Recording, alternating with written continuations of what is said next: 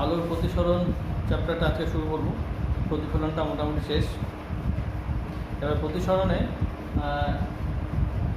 প্রতিসরণ কাকে বলে সেটা আমরা ক্লাস 10-এই পড়েছি। আলো যখন এক মাধ্যম থেকে অন্য মাধ্যমে যায় তখন দুই মাধ্যমে বিভক্ত তাহলে এক বরাবর সোজা না গিয়ে একটু বেঁকে যায়, এবং সেই প্রতিসরণ সংক্রান্ত যে সূত্র দুটো, স্নেলের সূত্র আর প্রতিসরণের সূত্র দুটো, এই দুটো আমরা আগেই পড়েছি, ওগুলো নিয়ে আমরা আলোচনা করছি না। এখানে আরেকটা জিনিস একটু বলে রাখা ভালো, যদি আলো এ মাধ্যম থেকে বি মাধ্যমে যায় এবং এরকম বেঁকে যায়, তাহলে প্রতিসরণের স্নেলের সূত্রটা কী হবে? স্নেলের সূত্রটা হবে, এখানে যদি আই আপতন কোণ হয়, এখানে যদি প্রতিসরণ কোণ আর হয়, তাহলে sine i by sine r সমান সমান কী হবে? A mu b. আগে নোটেশনগুলো অত ক্লাস 10 ইউজ হতো না। তো এ মিউ বি মানে আলো এ মাধ্যম থেকে বি মাধ্যমে যাচ্ছে। যদি উল্টো দিকে যায় তাহলে কী হয়? তাহলে এটা কীভাবে লিখবো? তাহলে লিখবো, যদি উল্টো দিক থেকে আমরা লিখি তাহলে এটাকে আমরা লিখতে পারবো sine r by sine i equal to b mu a. মানে আলো যদি এদিক থেকে এদিকে না গিয়ে যদি এদিক থেকে এদিকে যায় তাহলে তো এই পথেই যাবে। তাহলে হবে sine r by sine i by r sine r by i equal to এটা। যদি এটা গুণ করি তাহলে কী দাঁড়াবে? গুণ করলে এটা সাপোজ 1 নম্বর ইকুয়েশন, এটা সাপোজ 2 নম্বর ইকুয়েশন। গুণ করলে কী দাঁড়াবে? এটা এগুলো ক্যান্সেল হয়ে যাবে। ক্যান্সেল হয়ে গেলে কী হবে? 1 equal to a mu B into B mu a. তার মানে a mu b is equal to 1 by b mu a. একটা উল্টো, মানে আলো যদি সাপোজ বায়ু থেকে জলে যায় তাহলে প্রতিসরাঙ্ক যদি 4/3 হয়, জল থেকে বায়ুতে যাবে তাহলে হবে 3/4। একটা উল্টো, এখান থেকে এটা প্রমাণ করা যায়। ঠিক আছে, আচ্ছা এই গেল তাহলে স্নেলের সূত্র। তারপর আমরা মিউকে আরও বিভিন্নভাবে প্রমাণ করতে পারি। দুই মাধ্যমের বেগের হিসেবে, বেগের অনুপাত হিসেবে আমরা লিখতে পারি। মিউকে লিখতে পারি সি বাই ভি। ঠিক আছে, তার মানে সি মানে শূন্য মাধ্যমের বেগ আর ভি মানে যে কোনো নির্দিষ্ট মাধ্যমে বেগ, এই দুটো যে অনুপাত তাকে বলবো মিউ। আচ্ছা, এই মিউ এর আবার একটা নাম আছে, এটাকে বলবো শুধু প্রতিসরাঙ্ক বলবো না। যদি একটা মাধ্যম শূন্য মাধ্যম হয় তাহলে সেটাকে বলবো পরম প্রতিসরাঙ্ক। হ্যাঁ, তাহলে আর যদি যে কোনো মাধ্যম হয় তাহলে এটা কী হবে? তাহলে এটা হবে হচ্ছে v a by d b, মানে এ মাধ্যমে আলোর বেগ আর বি মাধ্যমে আলোর বেগ, এর অনুপাত যেটা হবে সেটাই হবে এ মিউ বি। ঠিক আছে, এটা খুব একটা গুরুত্বপূর্ণ একটা অনুসিদ্ধান্ত। আবার এখান থেকে আরেকটা আমরা আনতে পারি, এটাকে উপর নিচে, উপরে সি দিয়ে ভাগ করি, তাহলে উপরে যদি সি দিয়ে ভাগ করি কত হবে? C by V A. এটা কত হবে? C by VB. এবার সি বাই ভি এ আর সি বাই ভিবি মানে কি? এটা মানে হচ্ছে এ মাধ্যমে পরম প্রতিসরাঙ্ক। পরম প্রতিসরাঙ্ক মানে কি বললাম? শূন্য মাধ্যম থেকে এই মাধ্যমে যদি আলো আসে তবে যতটা যে প্রতিসরাঙ্ক হবে এটা হচ্ছে পরম প্রতিসরাঙ্ক, আর এটা হচ্ছে বি মাধ্যমের পরম প্রতিসরাঙ্ক। তাহলে এটাকে একভাবে লেখা যেতে পারে। এখানে একটা অঙ্কের দিক থেকে ভুল হলো, মানে এটা থেকে এটা ডাইরেক্ট আমরা লিখতে পারবো না। এটাকে বেসিক্যালি 1 করে লিখতে হবে। হ্যাঁ, এটাকে বেসিক্যালি ইনভার্স করে লিখতে হবে, বা সহজ ভাষায় এইটা উপরে যাবে, এটা নিচে যাবে। C by v b by c by v a. এইটা কোনো সময় এটা লেখা যায়। কারণ কি? কেননা এটা উপরে চলে যাবে, ভিবিটা নিচে চলে আসবে, সিসি ক্যান্সেল হয়ে যাবে, তাহলে ভিএ বাই ভিবি থাকবে। ঠিক আছে, তাহলে এইটা মানে কি দাঁড়াচ্ছে? এটা মানে হচ্ছে বি মাধ্যমে পরম প্রতিসরাঙ্ক, এটা মানে হচ্ছে এ মাধ্যমে পরম প্রতিসরাঙ্ক। তাহলে এটা দাঁড়াচ্ছে মিউ বি, এটা হচ্ছে মিউ এ। তার মানে কি দাঁড়াচ্ছে? এ মিউ বি লিখতে পারি mu b by mu a. তাহলে পরম প্রতিসরাঙ্ক দিয়ে লিখলে পরেরটা উপরে হবে, আর বেগ দিয়ে লিখলে প্রথমে একটা উপরে হবে, পরেরটা নিচে হবে। ঠিক আছে, এটা মনে রাখতে হবে। এই জায়গাটা একটু সমস্যা গন্ডগোল হয়। আরেকটা হচ্ছে প্রতিসরাঙ্ক কিন্তু আলোর তরঙ্গের উপর নির্ভর করে। মানে যেমন আমরা যদি বলি আলোর প্রতিসরাঙ্ক কাচের সাপেক্ষে 1.5, কথাটা কিন্তু ঠিক না। কারণ সব আলোর প্রতিসরাঙ্ক 1.5 না, সাদা আলোর প্রতিসরাঙ্ক মোটামুটি 1.5। এবার আলোর রং চেঞ্জ হলে প্রতিসরাঙ্ক চেঞ্জ হবে, তাহলে রং চেঞ্জ হলে কী হবে, রং চেঞ্জ হলে কখন হয়, যখন ল্যামডা চেঞ্জ হয়, তাহলে ল্যামডার উপর মিউ নির্ভর করবে। তাহলে সম্পর্কটা কি, সম্পর্কটা হচ্ছে mu is equal to a plus b by lambda square. তাহলে এগুলো যদি কনস্ট্যান্ট হয় বা বলতে পারি অনেকটা mu proportional to 1 by lambda square, এটাকে বলে কাচিস ইকুয়েশন। এটাকে বলে কাচিস ইকুয়েশন। এখানে মিউ ভার্সেস ল্যামডার একটা কার্ভও দেওয়া আছে বইয়ে, ছায়া প্রকাশ শ্রেণীতে। কার্ভটা একটু খেয়াল রাখা দরকার, কার্ভটা অনেক সময় আসে। এটা অ্যাকচুয়ালি 1 বাই ল্যামডা স্কোয়ারের কার্ভ, ঠিক আছে? এটা আমরা পরেও নিউক্লিয়ার ফিজিক্সে পাবো। এখানে এতটুকু। আরেকটা জিনিস এখানে আরেকটা জিনিস জানতে হবে, আলোকীয় ঘনত্ব। বস্তুর বাস্তব ঘনত্ব আর আলোকীয় ঘনত্ব আলাদা জিনিস। যেমন জল আর তারপিন তেল জলের চেয়ে হালকা, কিন্তু তারপিন তেলের প্রতিসরাঙ্ক জলের থেকে বেশি। তাহলে আমরা কি বলতে পারি যে তারপিন তেল জলের চাইতে আলোকীয় ঘন, বা উল্টো। কিন্তু বাস্তব ক্ষেত্রে কিন্তু ঘনত্ব চিন্তা করলে জলের ঘনত্ব বেশি, তারপিন তেলের ঘনত্ব কম। সুতরাং আলোকীয় ঘনত্ব আর বাস্তব ঘনত্ব দুটো আলাদা জিনিস, ঠিক আছে? এবার আমরা নেক্সট প্রমাণের দিকে যাই। আচ্ছা, এবার আমরা দেখো এই এটা হচ্ছে একটা গ্লাস স্ল্যাবের মধ্যে দিয়ে আলোটা এদিক দিয়ে আসছে, এদিক দিয়ে বার হচ্ছে। এটা I1, এটা I2। এবার I1 আর I2-র মধ্যে, আচ্ছা তাহলে আমরা দেখবো এই I1 আর I2 যে সমান, সেটা আমরা প্রমাণ করবো। মানে আপতন কোণ আর নির্গমন কোণ সমান, সেটা প্রমাণ করবো। এটা এয়ার, এটা গ্লাস, এটা এয়ার। এখান থেকে এটা খুব সহজ। বেসিক্যালি এটা আমার বোধহয় ক্লাস 10-এ ছিল, বোধহয় অনেক পরে, আমি পড়ে না, এই জন্য আবার পড়াচ্ছি আমি। তাও এখানে এ মিউ জি, এখানে যদি আমি স্নেলের সূত্র প্রয়োগ করি, এ মিউ জি মানে এয়ার থেকে গ্লাসে আসছে, তাহলে এখানে কত হবে, sine I1 by sine R1, ঠিক আছে? আর যদি এই সারফেসে এই তলে আমি স্নেলের সূত্র প্রয়োগ করি, তাহলে কি হবে, তাহলে হবে G mu A equal to sine R2 by sine I2।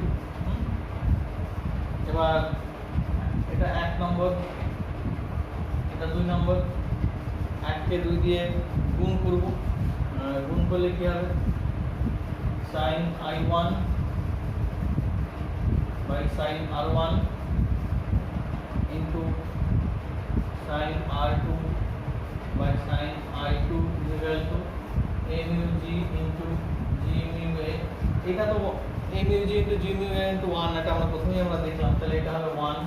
তাহলে এখান থেকে আবার R1 আর R2, আবার R1 সমান সমান R2 হবে, কারণ কি এটা একান্তর কোণ। তাহলে এখান থেকে কি দ্বারা কি আসবে, এখান থেকে আসবে sign I1 equal to sign I2। তাহলে এখান থেকে আসবে I1 সমান সমান I2, ঠিক আছে? এটা হচ্ছে আসতেই পারে অনেক সময় সহজ কোশ্চেনই করা যায় না। I1 ইকুয়াল টু I2 মানে আপতন কোণ আর নির্গমন কোণ সমান হবে, এটা দেখতে হবে, ঠিক আছে? আর এখান থেকে আরেকটা জিনিস বার করতে হবে, বিচ্যুতি কত হবে, টোটাল বিচ্যুতি কত। বিচ্যুতি মানে আলো যেই দিকে যাচ্ছিল আর না গিয়ে যেদিকে গেল, এই দুটোর মধ্যেকার কোণ। তাহলে যদি এখানে স্ল্যাবটা না থাকতো, আলোটা কোন দিকে যেত, এইদিকে গেল, কোন দিকে, এইদিকে। এই যে পোর্শনটা, এটাকে বলবো হচ্ছে পার্শ্বীয় বিচ্যুতি। হ্যাঁ, এইটা আমরা এখন বার করার চেষ্টা করব, বা পার্শ্ব সরণও বলতে পারি, ল্যাটারাল ডিসপ্লেসমেন্ট, ঠিক আছে? এটা বার করার চেষ্টা করব। আচ্ছা, তাহলে আমরা পার্শ্ব সরণ বার করার চেষ্টা করবো, বা ল্যাটারাল ডিসপ্লেসমেন্ট। এটা হচ্ছে ল্যাটারাল ডিসপ্লেসমেন্ট। আর এই কোণটা আর কিউ এক্সটা, এটা দিয়ে আমরা কাজ করবো। আর এই যে থিকনেসটা হচ্ছে টি, ধরে নিচ্ছি। নামগুলো যেরকম বলে দেওয়া আছে সেরকমই দেওয়া হলো। তাহলে এখান থেকে সাইন আর কিউ এক্স, এটা কত বার করবো, সাইন আর কিউ এক্স। তাহলে লম্ব বায়ু ত্রিভুজ, লম্ব কত আর এক্স, অতিভুজ কত কিউ আর। এবার আর কিউ এক্স মানে কি, এই কোণটা মানে কি R2 মাইনাস R1। তাহলে আর এক্স কত দাঁড়াচ্ছে, আর এক্স হচ্ছে কিউ আর ইন্টু সাইন আর কিউ এক্স কত দাঁড়াচ্ছে, R2 মাইনাস R1। আর কিউ আরটা কি, কিউ আরটা এখান থেকে R1 থেকে বার করবো। এখান থেকে cos R1 কত, ভূমি বায়ু ত্রিভুজ, ভূমি কত, এখানে ভূমি হচ্ছে QT, QT by QR. QT কত? টি। তাহলে টি বাই কিউআর, তার মানে কিউআর কত? T by cos r1। তাহলে এটা কত হবে? T by cos r1 sin r2 minus r1। ঠিক আছে, এটাই গেল বেসিক্যালি ল্যাটারাল ডিসপ্লেসমেন্ট। এটাকে একটু সিম্পলিফাই করব কিভাবে, এখানে r2 গুলো সরাবো, r2 গুলো সরাবো, r1 শুধু 1 থাকবে। তাহলে এটা যদি ভাঙাই cos r1, এটা কি হবে? sin a cos b minus cos a sin b, sin a minus b, sin a minus b। তাহলে এই ফর্মুলায় ভাঙাবো। তাহলে sin cos cos sin r1 sin r2 cos r1 minus cos r2 sin r1। যদি r1 দিয়ে ভাগ করে, যদি r1 দিয়ে ভাগ করে দিই, এখানে r1 আমার ক্যান্সেল হয়ে যাবে একটা, আর এখানে cos r1 থাকবে। ঠিক আছে, r1 টা নিচে দিয়ে ভাগ করে দিলাম। এবার এখান থেকে আমাকে কিছু কিছু জিনিস রিপ্লেস করতে হবে, যেমন cos r2 রিপ্লেস করব, cos r1 রিপ্লেস করব, এখান থেকে sin r2 টা রিপ্লেস করব। তাহলেই আমার যে এক্সপ্রেশনটা আসছে সেই এক্সপ্রেশনটা চলে আসবে। এই এক্সপ্রেশনটা এখানে cos r1 sin r1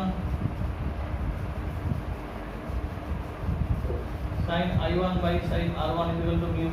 তাহলে sin এখান থেকে এই ফর্মুলার সাহায্যে এবং cos এর সাহায্যে আমরা এটা রিপ্লেস করব। ঠিক আছে, রিপ্লেস করার পর এটা হচ্ছে ফাইনাল ফর্মুলাটা। কিন্তু সমস্যা হচ্ছে এই যে ফর্মুলাটা, এটা মনে রাখা একটু মুশকিল। তাই আমরা অঙ্ক করার সময় এটা দিয়েই করবো, এটা দিয়ে করলে যথেষ্ট। এটা দিয়ে করলে যথেষ্ট। যদি এটা প্রমাণ করতে বলে বাই চান্স, তখন আমরা এগুলো রিপ্লেস করে করে করে করবো। তো আজ পর্যন্ত এটা আসেনি, তবুও এটা করতে হবে, কারণ এটা দিয়ে অঙ্ক আসে অনেক সময়। ঠিক আছে, এটা করে রাখতে হবে, প্রিপারেশন নিয়ে রাখতে হবে। আর এটার মধ্যে একটা বিশেষত্ব কি, সবগুলো মনে রাখবো, সবগুলো i1 থাকবে, i2 r2 এগুলো থাকবে না। কেন i1 থাকবে? কারণ আপতন কোণটা আমরা মেজার করতে পারছি, কোন কোণে আলোটা পড়ছে, সেটা মেজার করতে পারলেই আমরা বাকিগুলো এটা মেজার করতে পারছি। সেই জন্য এখানে i1টা এখানে শুধু i1 দিয়ে এটা রাখছে। ঠিক আছে, এরপরে হচ্ছে যদি ক্ষুদ্র হয় তাহলে কি হবে? এরপরে যদি কোণটা ক্ষুদ্র হয় তাহলে একটা তার অ্যাপ্রক্সিমেশন আছে। আমরা তাহলে rx সমান সমান আমরা কি দেখছিলাম? t sin r2 minus r1। এবার যদি এটা খুব sin থিটা খুব ছোট হলে ওটাকে থিটা লেখা যায়, তাহলে এটাকে লিখতে পারি t of r2 minus r1। এখান থেকে r2 কমন নিয়ে নিই, এখান থেকে বই দেখি কোনটা নিয়েছে, i1 কমন নিয়ে, i1 কমন নিয়েছে, i1 কমন নিলে হবে এখানে বেসিক্যালি এই i1 আর r2 টা সেম। তাহলে এখানে এটাকে i1 লিখেছে, r2 মাইনাস i1 লিখেছে। ঠিক আছে, তাহলে sin r2 মাইনাস r1। এবার এখানে r2 মানে কোনটা? এই r2 আর i1 বেসিক্যালি সেম। তাহলে একটা উল্টো কোণ। তাহলে r2 এর জায়গায় r1 লিখতে পারি, i1 মাইনাস r1। এখানে i1 কমন নেই, i1 কমন নিলে 1 মাইনাস r1 বাই i1, এই একটা ফর্মুলা আসলো। এবার মিউ ইকুয়াল টু কত আমরা জানি? Mu equal to sin i1 by sin r1। যদি থিটা খুব ছোট হয় তাহলে এটাকে কি লিখতে পারি? i1 by r1। তাহলে এখানে কি আছে? r1 বাই মানে 1 বাই মিউ হবে। তাহলে t i1 1 minus 1 by mu. ঠিক আছে, এটাও একটা রুট, এভাবে ওটা লেখা যায়। ঠিক আছে, এগুলো এই পোর্শনটুকু পড়বো, তারপর দেখি কি আছে। তারপর যেটা আছে, অনেকগুলো মাধ্যমের মধ্যে দিয়ে আলো গেলে কী হবে। তো দুটো মাধ্যমের ক্ষেত্রে যা আছে সেটাই হবে এক্ষেত্রে। তাহলে কী হবে? a mu B into B mu B, A থেকে বিতে আসলো, বি থেকে সিতে আসলো, into C mu B equal to 1। ঠিক আছে, এটা আগেরটার মধ্যে প্রমাণ করা যায়। এখানে দুয়ের বেশি যদি আলো থাকে তাহলেও একই হবে। এবার এখান থেকে যেটা আসা যায় সেটা হচ্ছে স্নেলের সূত্রের সাধারণ রূপ। স্নেলের সূত্রের সাধারণ রূপটা কি? যদি এই মাধ্যম থেকে বি মাধ্যমে আলো যায় তাহলে কি হয়? a mu B equal to আমরা জানি sin i one by sine r one. এবার এখান থেকে এ মিউ বি কি লিখতে পারি আমরা? এ মিউ বি লিখতে পারি mu b by mu a into sine equal to sine i one by sine r one. তাহলে গুণ করে দিই, তাহলে mu b sine r one equal to mu a sine i one. ঠিক আছে, এটাকে 1 2 দিয়েও লেখা যায়, এখানে বইয়ে 1 2 দিয়ে লিখেছে, তাহলে মিউ বইয়ে 1 2 দিয়ে লিখেছে, মিউ এ বি না দিয়ে 1 2 দিয়েছে, তাহলে mu 1 sine i 1 equal mu 2 sine এখানে আই আই 2 হয়ে যাবে, তাহলে equal to mu 3 sine i 3 এখানে পরপর দিতে থাকবে। ঠিক আছে, ওই স্নেলের সূত্রটাকে কোনাকুনি গুণ করে লিখেছে, এটাকে বলবো স্নেলের সূত্রের সাধারণ রূপ। স্নেলের সূত্র আসলে এখন এভাবে লিখতে হবে। ঠিক আছে, এতটুকু থাকলো। পরের দিন আমরা এর পরে আরও প্রশ্নগুলো প্রমাণ আছে, প্রচুর প্রমাণ এই চ্যাপ্টারে, সেই প্রমাণগুলো পড়বো। Thank you.